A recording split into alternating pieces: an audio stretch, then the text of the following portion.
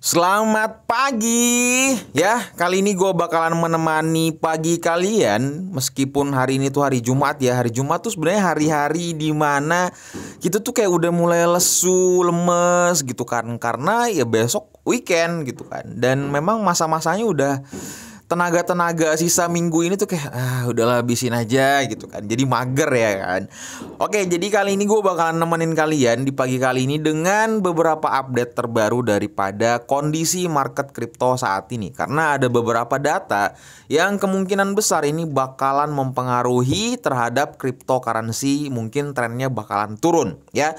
Jadi kalau kalian sudah mendengar video ini, jadi mental kalian sudah merasa aman bahwa gue udah denger dari Bangkai gitu kan. Ya udah aman aja gitu. Jadi kalian sudah bisa memplan atau memprediksikan atau melakukan tindakan yang lebih cepat dibanding orang-orang lain. Makanya kalian tekan tombol subscribe dan nyalakan notifikasinya biar nggak kalian ketinggalan gitu.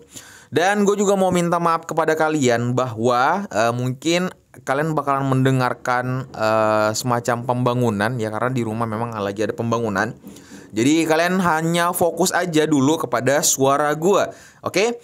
Dan sebelum kita lanjut membahas poin pentingnya, gue mau ngingetin ke kalian bahwa channel gue lagi ngadain giveaway ya. Di bulan ini 1 juta rupiah untuk 2 orang pemenang. Nah, masing-masing bakalan dapetin 500.000 nih. Ya kan lumayan banget ya kan? Jadi kalau kalian mau ikutan syaratnya gampang banget loh. Kalian tinggal subscribe channel gua, follow Instagram gua, tinggalkan jejak sebanyak-banyaknya di kolom komentar. Gua bakalan undi tanggal 30 Juni di tahun 2022 atau akhir bulan ini. Simpel banget kan? Oke, ayo buruan ikutan giveaway gua. Oke? Wait, gua mau bersihin dulu ya. Bentar. Alhamdulillah, aduh. Gue bersihin dulu. Oke, lanjut. Oke, yang pertama kita bakalan melihat dulu kondisi market saat ini. Oke. Ya, sekarang kondisi market saat ini memang sementara fase apa ya, kayak wait and see dulu. Jadi lagi menunggu sebenarnya data terbaru itu rilis, karena ini sangat-sangat mempengaruhi kondisi market saat ini. Terus pertanyaannya sebenarnya apa sih bang, data apa aja? Sebelum gue membahas data, gue mau ngasih tahu ke kalian bahwa Fear and Greed sekarang ini, indeks di kripto saat ini itu 13%. Jadi mengalami penurunan ya. Jadi kalau misalkan kemarin kalau kalian lihat video gue, itu tuh berada di 17 dan 14. Sekarang menurun ke angka 13. Dan ini juga menjadi faktor utama bahwa sebenarnya dunia kripto saat ini tuh masih agak ragu-ragu, atau kebanyakan para whales atau retail dan para trader di luar sana itu lagi menunggu momen-momen untuk bisa dimanfaatkan terhadap data yang keluar bakalan rilis nanti nih. Gitu guys. Dan sebenarnya yang jadi persoalan utamanya adalah ketika, bentar ya, gue bukain datanya dulu. Ini pasti ada iklan lagi nih. Android kayak gitu emang ya. Jadi kalau kalian nggak mau dapat iklan, kalian download aja, kalian beli aja iPhone ya. Dan gue bukan user iPhone karena ada sesuatu hal yang gue butuh di Android gitu, simpelnya. Oke, jadi data apa aja sebenarnya yang bakal rilis, yaitu data CPI. Nah, data CPI ini sangat mempengaruhi keadaan. Karena kenapa? Ini adalah data yang benar-benar bakalan mempengaruhi kondisi keuangan negara. Nah, data CPI daripada Amerika Serikat sendiri itu previewsnya itu adalah 8,3 dan concernnya itu adalah 8,3. Nah, aktualnya itu baru kita melihat dulu. Jadi kalau misalkan aktualnya itu nih ya, ini guys ya, yang ini nih ya. Gue tandain nih, yang hijau, yang biru nih. Oke? Nih, yang biru. Nah, bentar. Nah, ketika data itu keluar ya, kalau misalkan di atas ya, kalau misalkan di atas 8,3 ya, siap-siap aja kondisi market pasti bakalan terbakar atau pasti bakalan ngedrop. Simpelnya seperti itu. Tapi kalau data itu rilis di bawah 8,3 ya, misalkan 8,1 lah bahasa, atau 8,0, 80 lah, 8 ya gitu kan ya, otomatis agak sedikit bisa menjadi hijau nih. Sambil menunggu ya, sambil kita menunggu rapat ya. Jadi VMC ini bakalan ada rapat guys ya. Nanti bakalan meeting tanggal 14 sampai 15. Jadi bakalan ada rapat 2 hari ya bersama meeting VMC, dan di situ juga jajarannya segala macam The Fed ya. Nah, mereka bakalan rapat terhadap kenaikan suku bunga. Nah, jadi di sini tuh masih sebenarnya rada-rada kemungkinan besar 0,5 atau 0,75. Simpelnya seperti itu. Kalau misalkan berpikirnya 0,5, otomatis sepertinya imbasnya kepada market kripto itu bakalan tidak terlalu tidak terlalu ngedrop sampai bawah gitu kan. Sampai bawah ya, sampai bawah. Kena racun TikTok ya gue. Ya seperti itu. Mungkin paling endingnya bakalan 27 atau 25. Tapi kalau misalkan datanya itu rilis di 0,75 ya, atau mungkin bisa 1 ya, dan ini bisa saja menembus ke angka 23 atau 22 ribu dolar si Bitcoin itu guys. Jadi makanya gue selalu bilang kepada kalian beberapa hari ini atau beberapa minggu ini, gue selalu bilang kepada kalian, tekniknya adalah gimana caranya kalian mengumpulkan uang cash atau dalam bentuk USDT. Udah simpelnya seperti itu. Ketika kalian mempunyai itu, ketika kalian mempunyai uang saat itu ya, kalian tinggal bebas menentukan di mana titik kalian mau menyerok angka itu. Simpelnya gitu. Karena ini jujur banget ya, ini tuh sebenarnya harga udah kayak diskon terparah-parahnya gitu ya. Tapi kita harus sambil melihat dulu wait and see, jangan sampai kalian masuk di angka 29.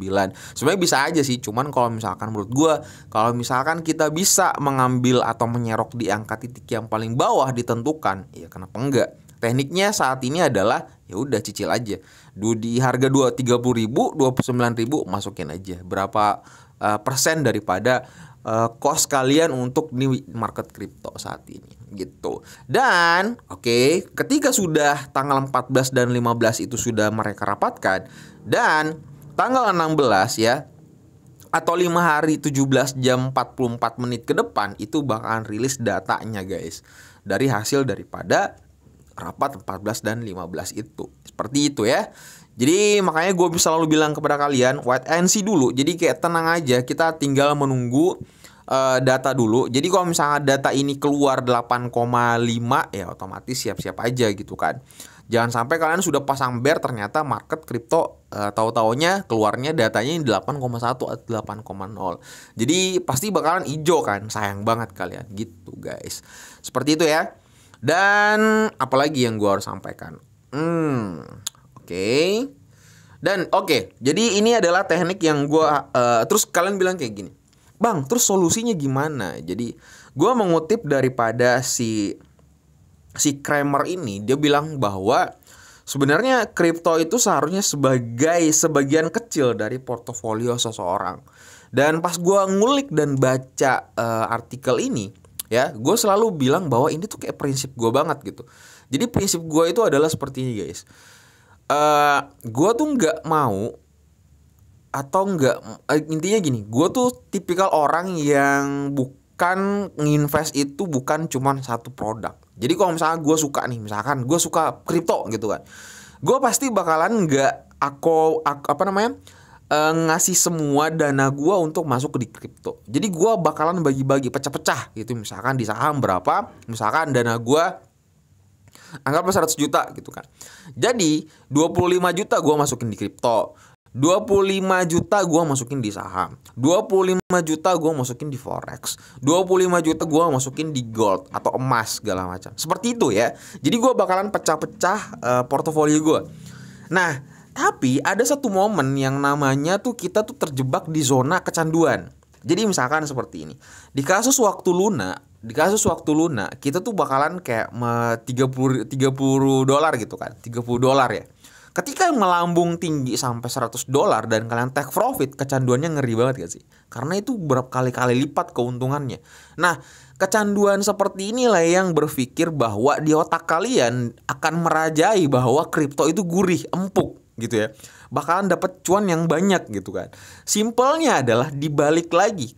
Kalau misalkan kalian bisa dapat cuan banyak, ada resiko apa di sana? Ya bener banget, resikonya adalah kalian juga bisa sebaliknya, yaitu rugi sampai sejatuh-jatuh atau sedalam-dalamnya. Nah, cara untuk mengamankan atau membackup ekonomi kita atau investasi kita tidak terlalu stres atau tidak terlalu sampai depresi segala macam, yaitu membagi portofolio kita. Udah gitu. Solusinya yang kalau misalkan kalian minta ke gue, ya kayak gitu. Itu aja jalan solusi utamanya gitu. Dan solusi kalau misalkan kalian sudah bermain di dalam dunia kripto, untuk saat ini saran gue di beberapa video yang lalu, gue selalu bilang kepada kalian, bagi portofolio kalian atau sekarang lebih fokus ke USDT atau BUSD. Udah, simpelnya seperti itu. Kalau misalkan dolar naik ya, otomatis BUSD bakalan untung ya. Meskipun sekarang Binance sekarang lagi dicecar oleh SIC ya bahasanya. Cara pelafalannya gimana sih? Pokoknya gitulah, SIC. Jadi mereka kena food, Binance kena food, padahal hanya segelintir, padahal cuma sebatas isu. Sama kasus kemarin yang seperti Ripple ya. Ripple. Jadi benar-benar diserang segala macam bla bla bla. Ternyata memang ya kasusnya belum terkuak sampai sekarang seperti itu. Jadi jangan sampai isu-isu seperti ini yang membuat kalian tuh bakalan kayak kayak ngedown segala macam. Udah, tenang aja guys. Jadi dalam dunia politik ekonomi seperti ini ya, itu udah hal biasa. Kalian tinggal hanya mencari tahu dan tinggal membaca sejarah, tinggal membaca pergerakan orang tuh ngevote, orang tuh apa segala macam. Kayak banyak kasus seperti kayak ini, Warren Buffett. Warren Buffett bilang bahwa ya ngapain masukin di dunia seperti itu mah tai. Bukan tai sih. Itu mah kayak nggak ada guna segala macam bla bla bla. Ternyata di balik dari MetaMask ada Warren Buffett. Dunia apa itu? Dunia blockchain, guys. Jadi kayak dia tuh gue nggak tahu lagi. Jadi jangan terlalu percaya sama perkataan seperti itu ya. Jadi jangan terpengaruh lah kalian.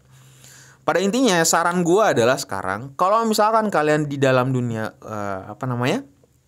kripto saat ini, dana kalian lebih fokus ke BUSD atau USDT. Simpelnya seperti itu. Nah, ketika misalkan BUSD lagi ngedrop segala macam atau kripto lagi ngedrop, otomatis USDT bakalan naik dan itu kalian bisa cuan lagi situ. Dan solusi yang kedua adalah kalian bisa menggunakan teknik staking. Udah, kalian tinggal mencari exchange yang menyediakan fitur staking. Udah, kalian tuh tinggal staking aja dan kalian lumayan bisa dapetin beberapa dolar per hari gitu, guys. Udah, seperti itu aja sepertinya video kali ini. Semoga membantu dan semoga kalian lebih tahu lebih dalam lagi bagaimana caranya mengatur atau membaca pergerakan ekonomi seperti ini saat ini. Oke? Seperti itu aja. Karena jujur sebenarnya gue lebih khawatir ketika data inflasi itu bakalan juga terpengaruh ke Indonesia, dan itu sebenarnya bakalan juga sudah seharusnya karena negara Amerika itu menjadi tolak ukur negara-negara yang berkembang gitu. Sama seperti kasus yang kemarin, bahan bakar di luar sana tuh udah naik 2 minggu sebelumnya.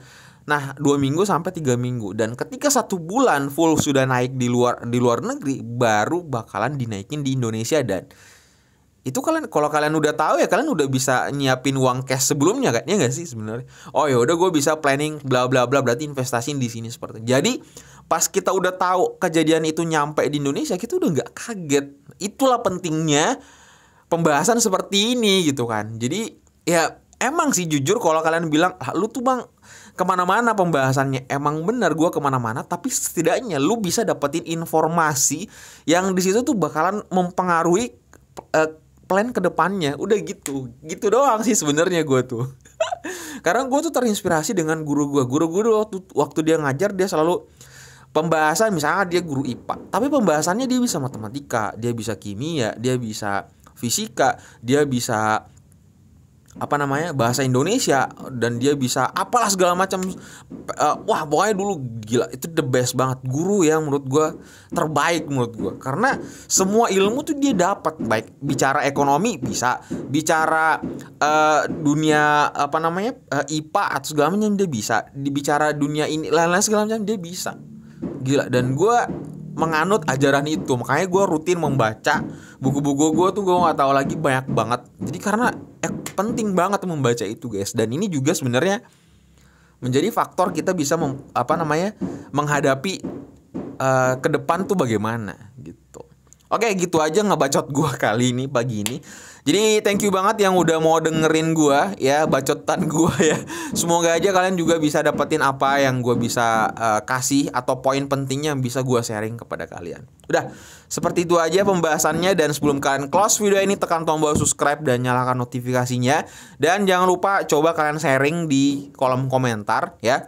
Bagaimana sebenarnya pendapat kalian untuk ke depan dari cryptocurrency? Apa kalian sudah cuan banyak atau berharap banyak atau rugi banyak di dalam dunia kripto? Curhat di kolom komentar ya. Dan titip salam sama keluarga kalian dan dapat salam dari gua Akai. Assalamualaikum warahmatullahi wabarakatuh.